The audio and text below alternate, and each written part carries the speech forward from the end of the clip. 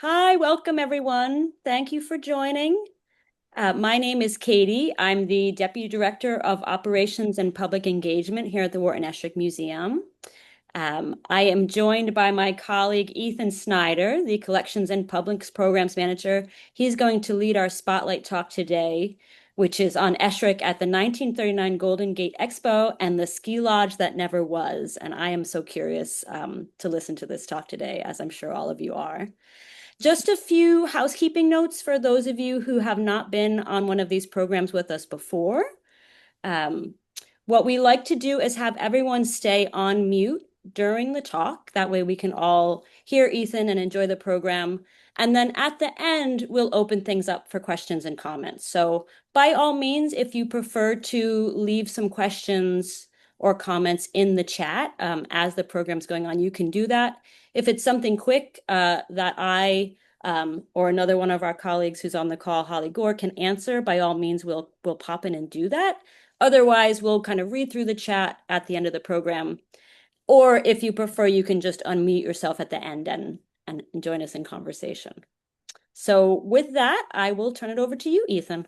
All right, thank you, Katie. Thank you very much. I'm gonna get my screen shared so everyone can see the slide deck. All right, and just as a little public service announcement, I'm doing the spotlight from a different place in my home today, so we might have some interested pet activity. So I apologize if there are any unwelcome guests.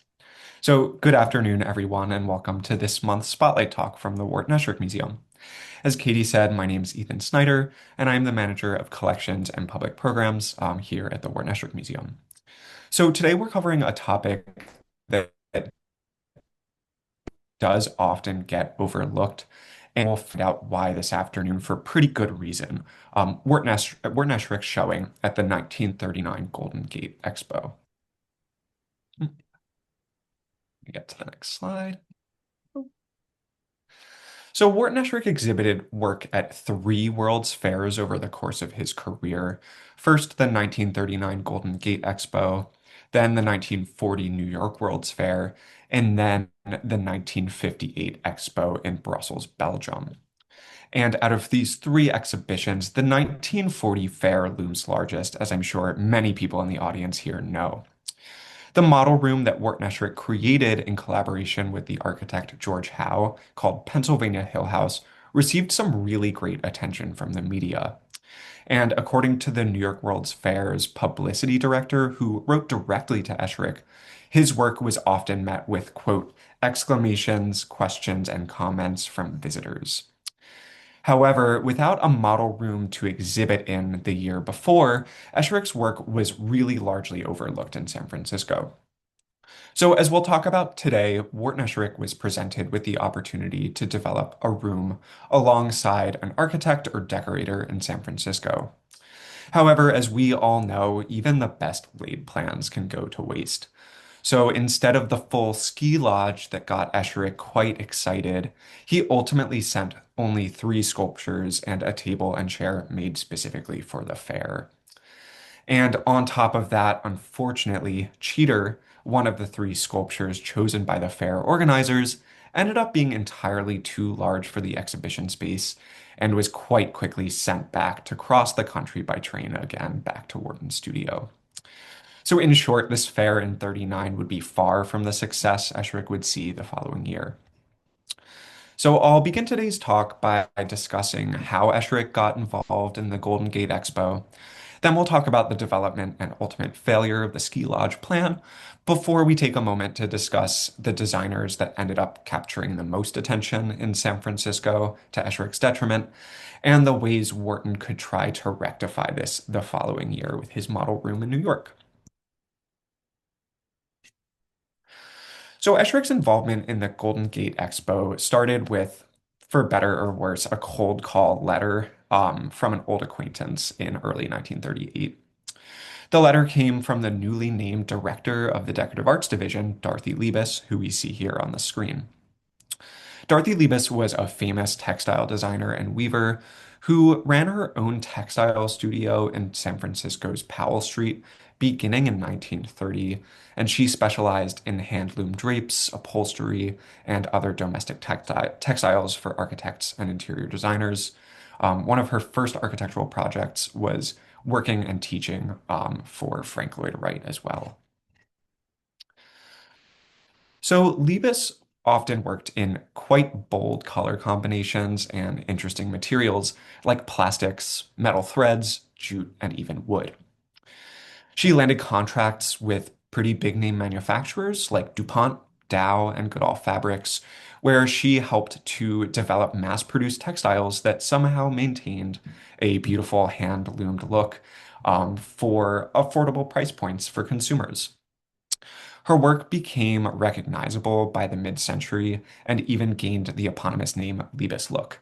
And I highly recommend checking out the Cooper Hewitt Museum's recent retrospective on Liebes's work called A Dark, a Bright, a Light, The Designs of Dorothy Liebes, if you'd like to learn more about her wonderful and inventive work.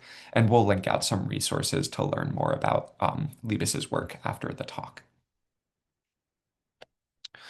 So Liebes's cold call letter to Esherick in early 1930 came after she reached out to the Whitney Museum. She was looking for references on outstanding wood sculptors in the United States that she could have represented at the World's Fair. But it seems that in the time since Wharton and Dorothy Liebes first met, Wharton must have slipped from Liebes's mind. She mentioned to Wharton in her letter how well she remembered his furniture from when the two met through their mutual friend Marjorie Content, a modernist photographer, and hoped that Wharton was still at work making these, quote, unusual and modern pieces. We don't know for certain which pieces Liebes may have seen, but considering her friendship with Marjorie Content, she was likely exposed to the daring bedroom set that we see here on the screen that Wharton made for Content's New York City apartment in the early 1930s. And Liebes hoped that Wharton in turn remembered their meeting, and he would reply that he sure remembered her fine weavings, and Dorothy ended her inquiry asking whether Wharton could send any photographs of his work that might be available to show in one of the model rooms that she was trying to organize in San Francisco. Wharton wrote back with great interest, as you might expect, but he also expressed some trepidation about sending furniture to the fair for a couple of reasons. One, Wharton knew well that it would be really difficult to gather furniture from clients because, quote, they never want it taken away, and two, because he created custom things for particular places, like the bedroom set that we see here. However, he offered Liebes that he could send some photos of pieces of furniture that he made for himself, alongside some of the sculptures that he was living with at the time. And Liebes ultimately was hopeful that the San Francisco architect Eldridge Theodore Spencer would be able to design a ski lodge model room for the fair that Esherick could ultimately populate with his work in sculpture and furniture if they could secure finances from the Yosemite Corporation as they had planned. By this point in his career, Eldridge Spencer had already designed and built a real ski lodge model room, or a real ski lodge, not a model room, called Badger Pass Ski House in Yosemite National Park, alongside the park's Ahwahnee Hotel that we see here on the screen, that was designed and built in the 1920s. And the plan, according to Liebes, believe it or not, was that Esherick's work would be displayed in relation to high-end skiing and sporting equipment.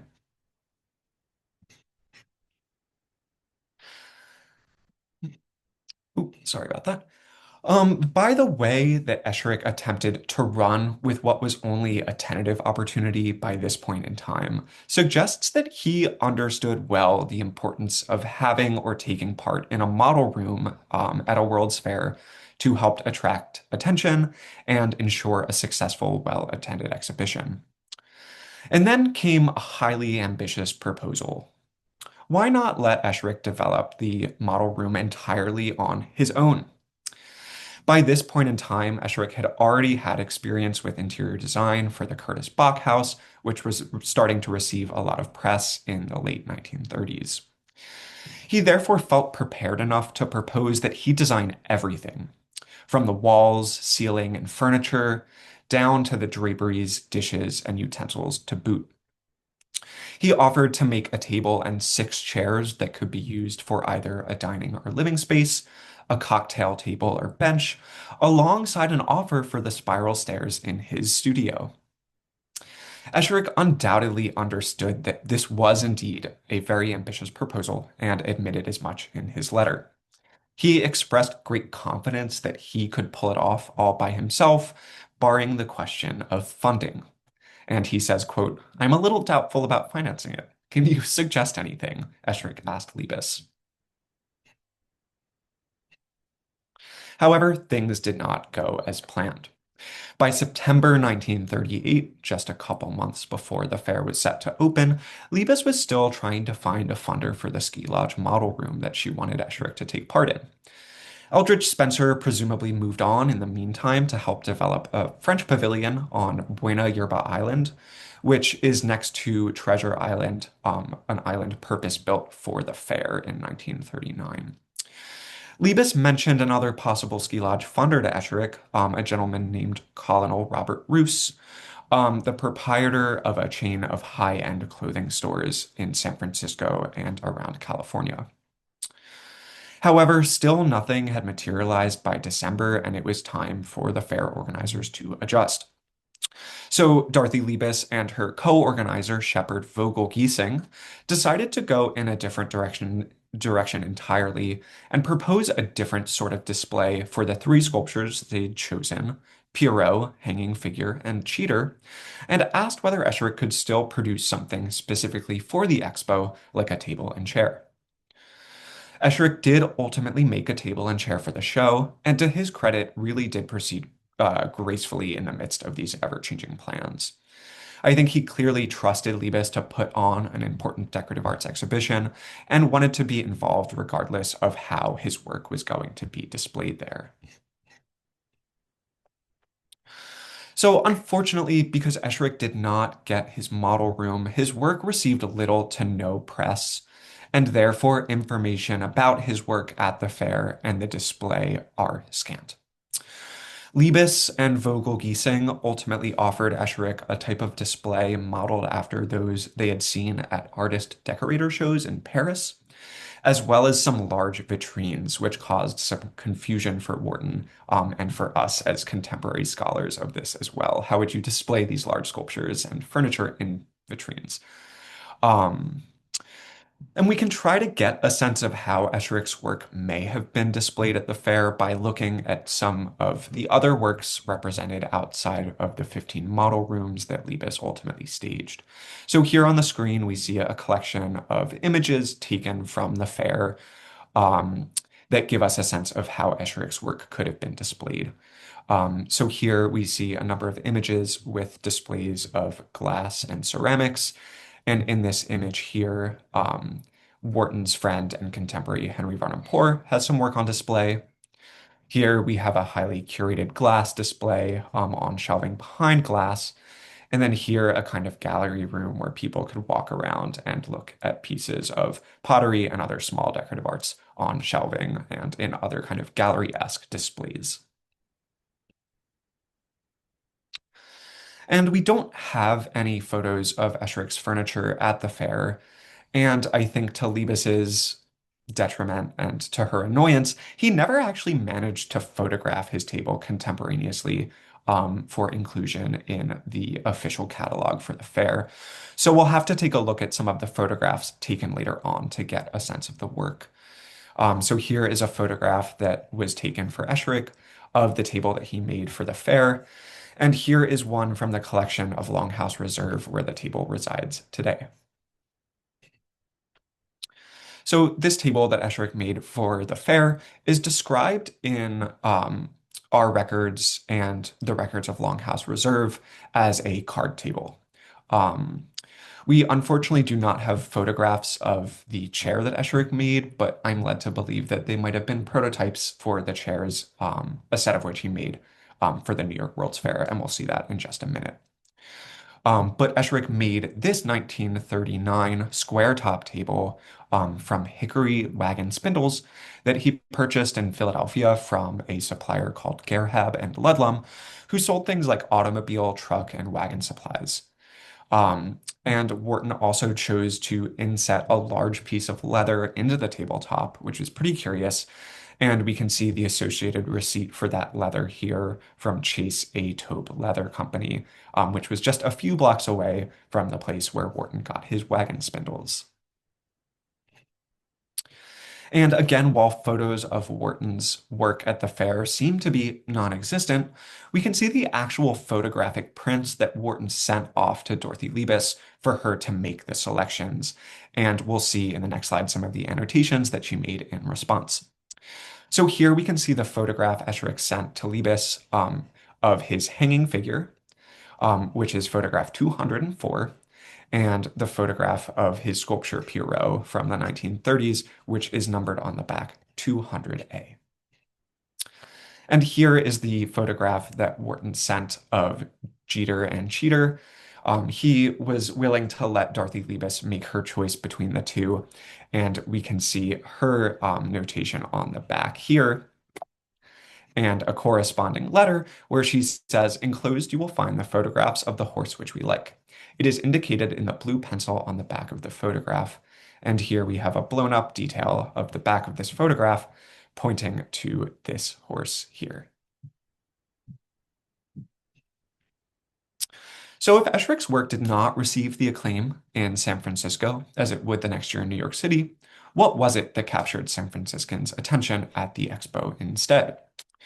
So press coverage of the Expo focused mainly on the 15 model rooms, a series of large outdoor terraces designed by various architects like Richard Neutra, craft demonstrations by weavers, bookbinders, and ceramicists, as well as a series of miniature rooms depicting historic and French interiors sent over from Chicago, all of which Liebes helped to organize for this decorative arts showing.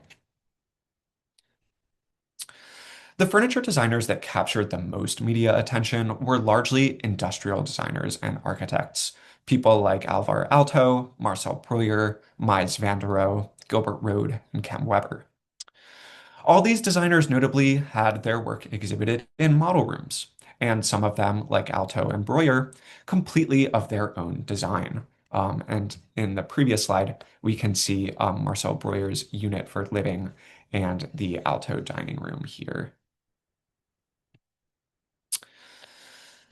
So, where Esherick's Pennsylvania Hill House would serve as a wonderful handcrafted counterpoint to the industrial furniture shown elsewhere in the America at Home Pavilion in New York City, the 1939 Expo did not seem to have that important counterpoint to the industrial design. Thus, much of the focus from the press was naturally on these industrial produced furniture designs by folks like Aalto, Rhodes, Breuer, and Weber, who were all really interested at this point in time in molded and bent plywood and laminate. And here we're seeing an article from Dorothy Liebes's scrapbook about the progress in industrial design in wood that is really all focused on this laminate and bent plywood. And between Aalto's dining room from Finland and Breuer's unit, molded birchwood laminate really caught the most press attention. However, as much as these industrial designers captured press attention, critics also did rightfully take note that a real emphasis of this exhibition was on craft, thanks to those demonstrations that Liebes had organized. So the other American sculptors represented in the exhibit included folks like Alexander Archipenko, Ruth Cravath, Isamu Noguchi, William Zorach, and Alexander Calder, who we can see here on the screen gets a very, very, very lengthy write-up in the exhibition catalog. Many of the sculptors were also covered in magazines such as the Art Digest, with again another glaring absence of coverage of any of Wharton Esherick's work in the fair. So turning to 1940, some of the other designers who were invited to organize model rooms for the exhibit in New York had also had them in San Francisco the year before, such as folks like Donald Deskey and Gilbert Rode. Here on the screen, we're seeing a model house that Donald Deskey was able to exhibit that was a sports shack, largely made of prefabricated plywood, of course. Um, and overall, the model rooms in New York were, again, largely organized by industrial designers, architects, or interior designers. And Liebes's co-organizer from the year before, Shepard Vogel Giesing, took a lead in helping to organize the America at Home Pavilion in New York City.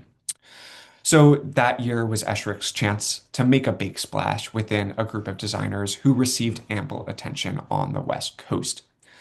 And with the opportunity to entirely co-design his model room with the architect George Howe, with very little guidance from the fair organizers in New York, make a splash Wharton did. So Esherick's work in the World's Fair in New York was published in countless magazines and newspapers. Local papers around the Philadelphia region naturally highlighted Esherick and Howe the most. However, photographs of the model room were reproduced in local, hyper-local papers as far as Louisiana and Texas.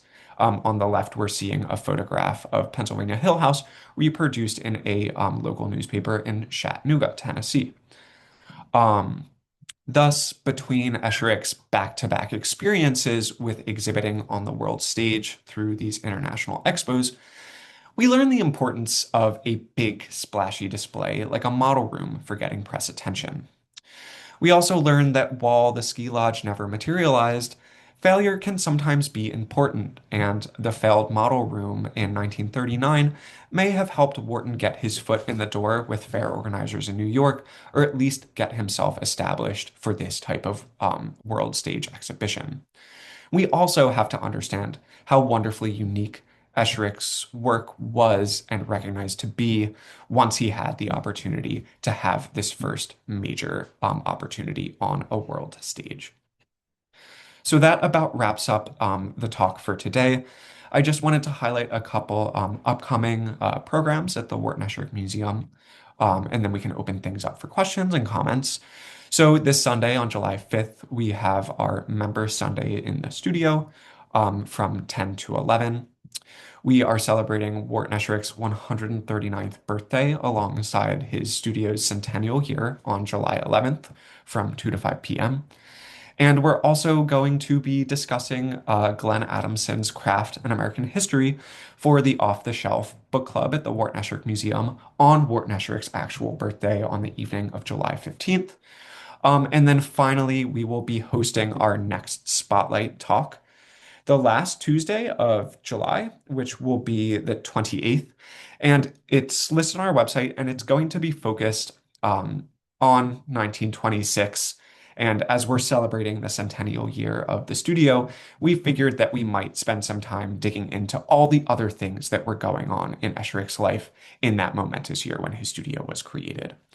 So I'll stop sharing my screen and we can open things up for questions. I see someone already has their hand raised, so if you just want to unmute and go for it.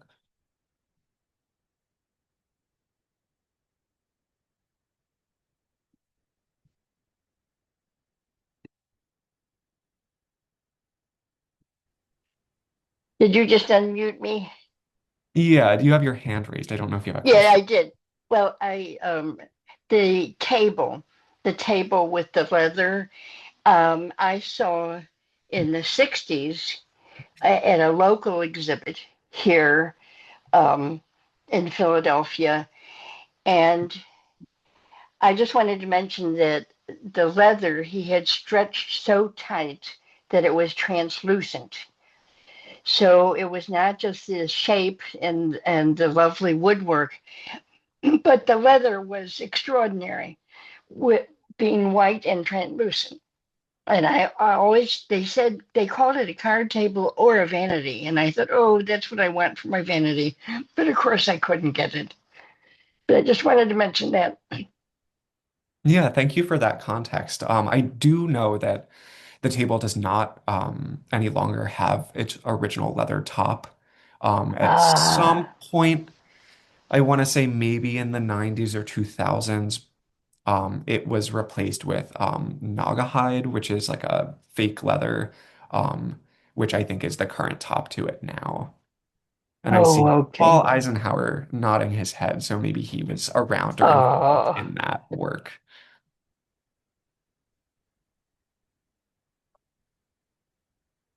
Yeah, Lisa?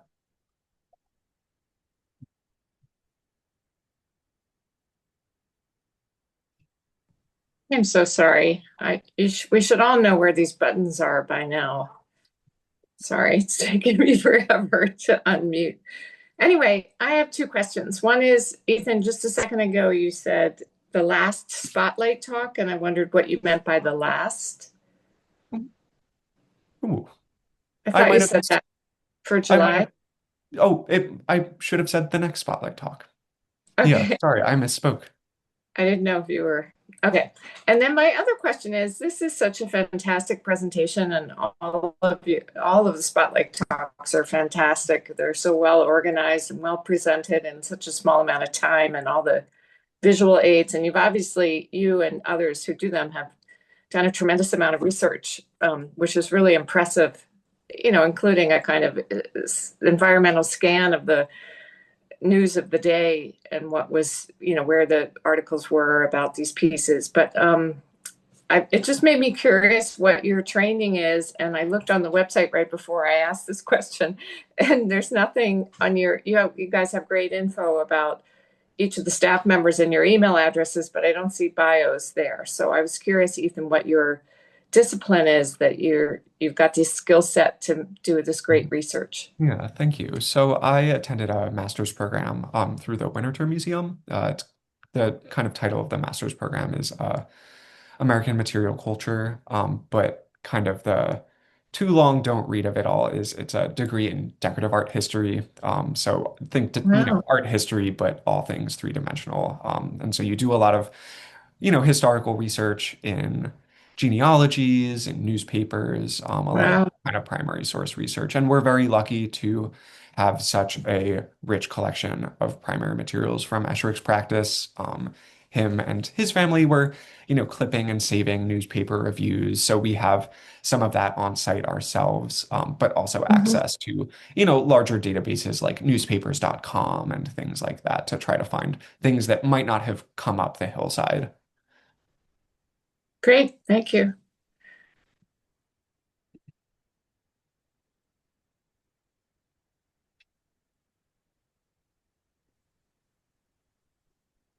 I will just agree, Ethan, that you did a fantastic job, as you always do. I feel like I had so much to learn this week about this expo. As you said, it's sort of like the one that falls under the radar compared to the World's Fair the next year. Um, do we have anyone else that wants to chime in with a question or a comment?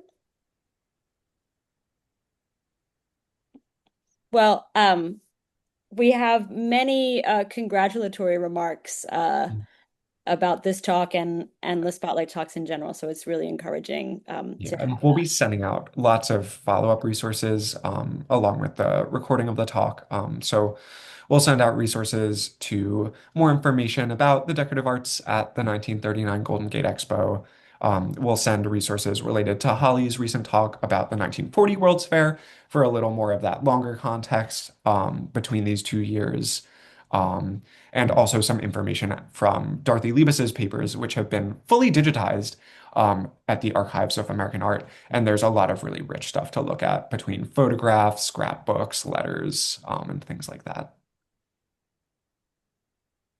thank you so much. Yeah, thank you for coming. Well, I guess with that, we will wrap up. For those of you that are local, again, our birthday party event is on Saturday, July 11th, and we are planning to order up much cooler temperatures than what we're all experiencing on the East Coast this weekend. So if you're around and you'd like to join us, we'd love to have you. All the best and take good care. Yeah, thank you all. Bye, everyone.